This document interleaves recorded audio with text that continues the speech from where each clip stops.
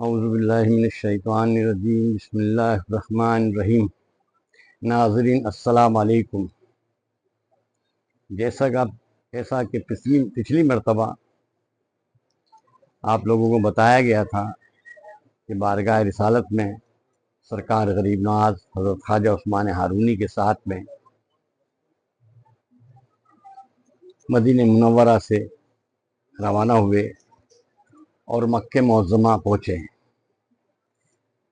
مکہ معظمہ کے اندر آپ نے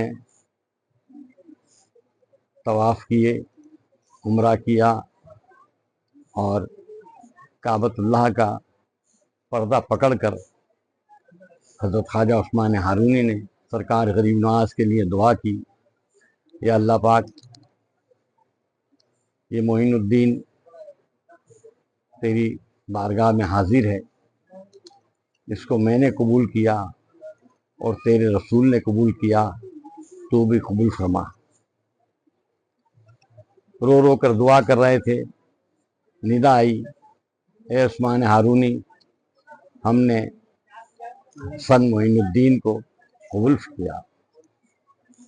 پھر حضرت خواجہ عثمان ہارونی نے دوسری دعا کی اور کہا، یا اللہ پاک، دنیا میں میرا نام مٹا دے اور معین الدین کا نام چمکا دے۔ ندا آئی کہ ہم نے چمکا دیا۔ پھر تیسری دعا حضرت خواجہ عثمان ہارونی نے کعبۃ اللہ کا پردہ پکڑ کر کی، جس کے اندر کہا، یا اللہ پاک، دنیا کے اندر میرا نام مٹا دے اور معین الدین کا نام چمکا دے۔ ندا آئی کہ ہم نے معین الدین کا نام چمکا دیا۔ حضرت خواجہ عثمان ہارونی نے 3 دعائیں کی تھی کعبۃ اللہ کا پردہ پکڑ کر، رو رو کر کے، اور تینوں کو جواب آیا تھا کہ ہم نے معین الدین کو قبول کیا اور تمہارا نام مٹا دیا، معین الدین کا نام چمکا دیا۔ اس طریقے سے اور جو دعائیں کی تھی وہ 3 دعائیں قبول ہو گئی۔ جب تیسری دعا کی خواجہ عثمان ہارونی نے کہ میرا نام مٹا دے اور معین الدین کا نام چمکا دے، تو اس طریقے سے جواب آیا، ہم نے معین الدین کا نام چمکا دیا۔ پھر تیسری مرتبہ آپ نے کہا، یا اللہ پاک، معین الدین کو میرے جیسا کر دے۔ تو اس پر بھی ندا آئی کہ ہم نے معین الدین کو تیرے جیسا کر دیا۔ تینوں دعائیں قبول ہوئیں۔ حضرت خواجہ عثمان ہارونی کعبۃ اللہ کے پردے سے لپٹ کر رو رہے تھے۔ اتنے میں ندا آئی، اے عثمان ہارونی، مانگو اور کیا مانگنا چاہتے ہو معین الدین کے لیے۔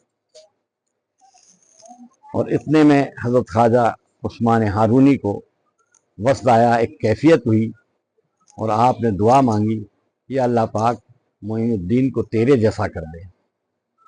ندا آئی کہ ہم نے کر دیا۔ تیسری دعا بھی اللہ تعالیٰ نے قبول کی، پر اس جگہ پر اللہ جیسا کر دے کہہ دیا، اللہ بنا دے نہیں کہہ دیا۔ آپ نے کہا، اے اللہ، تیرے جیسا بنا دے، خدا بنا دے، خدائی دے دے، خدا کی صفتیں دے دے، جو رحمان رحیم اس کی قوتیں ہیں وہ تمام عطا فرما دے۔ خدا بنا دے، اللہ بنا دے نہیں کہا، تیرے جیسا بنا دے، اور ندا آئی کہ ہم نے کر دیا۔ حضرت خواجہ عثمان ہارونی کو یہ جواب سن کر ایک گشت آیا، ایک کیفیت آئی، اور آپ رونے لگے کعبۃ اللہ کا پردہ پکڑ کر کے، اور حضرت خواجہ غریب نواز کو کندھا پکڑا اور منہ پہ پیشانی پہ بوسہ دیا اور کعبے کے پردے کے اندر لے لیا اور چیخیں مار کے رونے لگے۔ اللہ تعالیٰ نے آپ کی تمام دعائیں قبول فرما لی تھی، اس لیے جو ہے آپ کو ایک کیفیت سی، ایک روحانیت سی ہو رہی تھی، تو اس لیے آپ کو زور سے رونا آ رہا تھا۔ حضرت خواجہ فخر الدین گردیزی، جو سرکار غریب نواز کے بھائی ہیں، وہ ساتھ کے اندر تھے، اور یہ ماجرا اور یہ منظر اور یہ دعائیں سن رہے تھے، اور آخر میں حضرت خواجہ عثمان ہارونی کا حضرت غریب نواز کو پردے میں لے کر رونا دیکھا آپ نے۔ آپ بھاگے ہوئے گئے اور زمزم کا پانی لے کر آئے اور حضرت خواجہ عثمان ہارونی کے پیش کیا۔ آپ نے بھی تھوڑا پانی پیا، سرکار غریب نواز کو پلایا، اور ان کے چہرے پر پانی پھینکا اور اپنے چہرے پہ لگایا، اور بچا ہوا پانی خواجہ فخر الدین گردیزی نے پیا۔ اس کے بعد آپ نے دعا کی کہ اللہ، میں معین الدین کو ہندوستان بھیج رہا ہوں تیرے محبوب کے حکم سے، لہٰذا میں ان کا سفر شروع کرتا ہوں۔ سفر کے اندر تمام حاجت روی فرمائیو، تمام ان کی مشکلات کو آسان فرمائیو، اور صراط مستقیم پر چلنے کی توفیق عطا فرمائیو، اور راستے کی تمام دشواریوں کو آسان فرما دیو، اور جہاں بھیجنا ہے اس منزل تک یہ پہنچ جائیں ساتھ خیریت سے، میری دعا ہے۔ حضرت خواجہ عثمان ہارونی پھر کعبۃ اللہ میں ایک طرف آ کر بیٹھ گئے۔ تھوڑی دیر بیٹھ کر کے آپ نے آنکھیں بند کی اور دعا کر کے اب کہا، معین الدین، اللہ کا حکم، اللہ کے رسول کا حکم ہو گیا ہے، تم دونوں بھائی اب یہاں سے سفر کو تیاری کرو اور ہندوستان جاؤ۔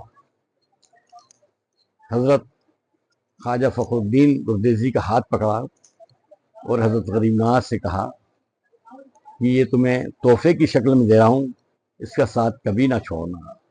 خواجہ فخر الدین سے کہا کہ معین الدین کو تمہیں تحفے کی شکل میں دے رہا ہوں، ان کا ساتھ کبھی نہ چھوڑنا۔ دونوں بھائیوں کو گلے ملایا اور خود بھی گلے ملے اور فی امان اللہ کہہ کر سفر شروع کیا۔